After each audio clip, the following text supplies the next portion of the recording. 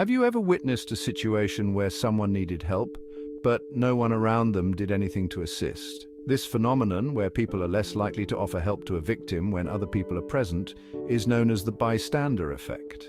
It's a puzzling aspect of human behavior that has fascinated psychologists for decades. One of the most well-known examples of the bystander effect occurred in 1964 with the tragic case of Kitty Genovese in New York City. Kitty was brutally attacked and murdered near her home, while dozens of her neighbors reportedly heard her screams. Despite the prolonged nature of the attack, very few people called the police and no one intervened to help her directly. This case became a turning point in social psychology, leading to a deeper understanding of how group dynamics can impact individual behavior. One key concept explaining the bystander effect is diffusion of responsibility.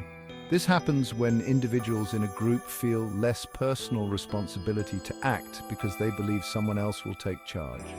In the case of Kitty Genovese, each person who heard her cries likely thought, someone else will do something, which led to collective inaction. When we're just one face in a crowd, our sense of duty becomes diluted. The more people present, the less likely any single person feels the need to take action. This diffusion of responsibility can create a tragic scenario where no one does anything simply because everyone assumes that someone else will.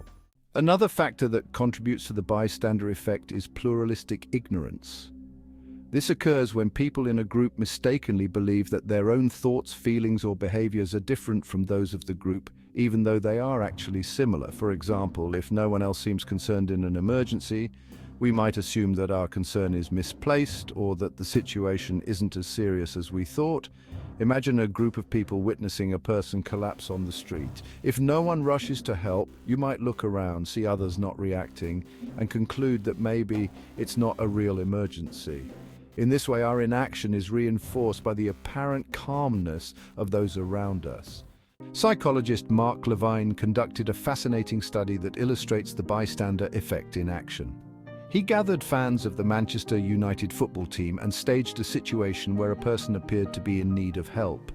The key was whether the victim was wearing a Manchester United jersey or a rival team's jersey.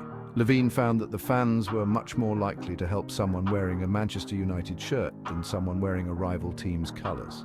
This demonstrated that people are more likely to help those they identify with or see as part of their in-group. When they didn't identify with the person in need, the bystander effect was stronger and they were less likely to intervene. Understanding the psychological forces behind the bystander effect is the first step in overcoming it. Here are a few ways to break the cycle of inaction. First, recognize your role. If you're in a group and see someone in need, realize that your presence can make a difference. Acknowledge that you have a responsibility to act. Second, direct responsibility. If you need help in an emergency, specifically point to someone and ask them to assist or call for help. This breaks the diffusion of responsibility by giving a clear task to a specific individual. Third, trust your instincts. Don't be swayed by the lack of response from others. If you believe something is wrong, take action, even if no one else seems concerned. The bystander effect is a powerful reminder of how group dynamics can shape our behavior. By understanding concepts like diffusion of responsibility and pluralistic ignorance, we can become more mindful in situations where someone needs help. Next time you find yourself in a crowd, remember your actions could make all the difference.